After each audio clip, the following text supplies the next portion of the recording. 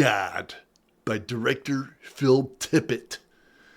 I will straight up admit I do not know about what half of this movie was.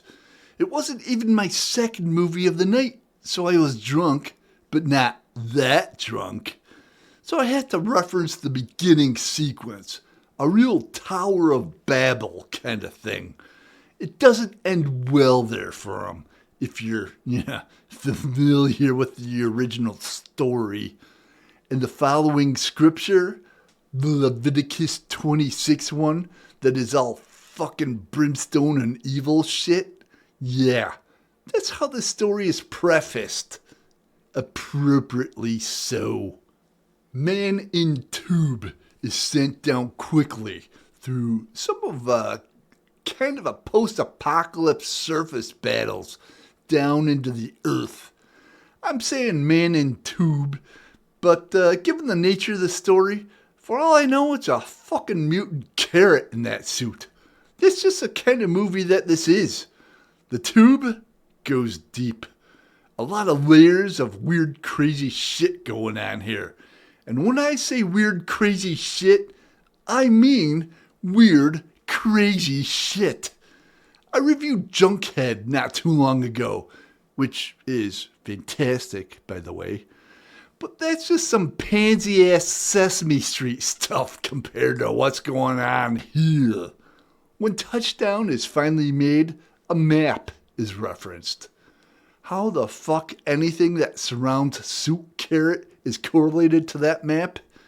It's a mystery, and it just gets more creepy, disturbing from there. This is an interesting combination of stop motion, model work, live action, and LSD that gives it a very unique look. I think I'll have to actually watch this one again at some other point, just because some of it is almost so alien, your mind doesn't even know what it's fucking witnessing.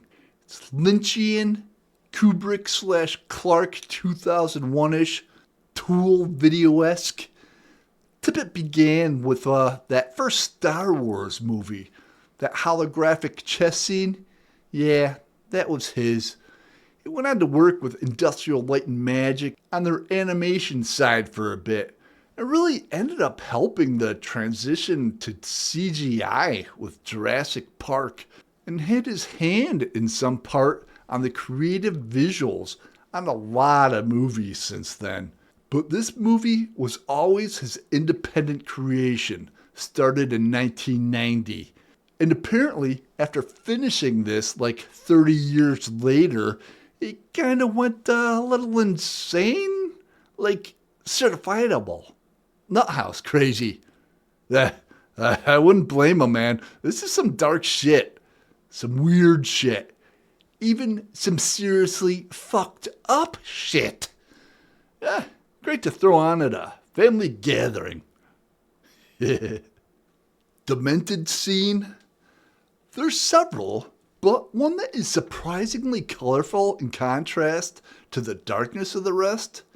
The maggots are the cute part of it. Drug notes? I would strongly recommend not watching this film for the first time, at least, under the influence of psychedelic drugs. Seriously, it may cause lasting mental issues. Maybe recommend a few cups of coffee in a dark room. The first part of this movie is dark, literally. Then, thematically, it takes the corkscrew slide down to the 10th level of hell. Maybe the 11th. The previous 9 are too tame for this one. So for story, I'll give it 2.5 beers. Story is a bit vague. Look, I'll give it 4.5 beers. I'd rate it a little better, but sometimes there's just a little too much fucked up shit going on. And that's a fucking pretty hard bar.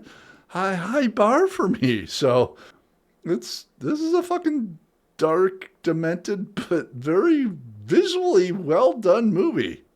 Check it out. Cheers.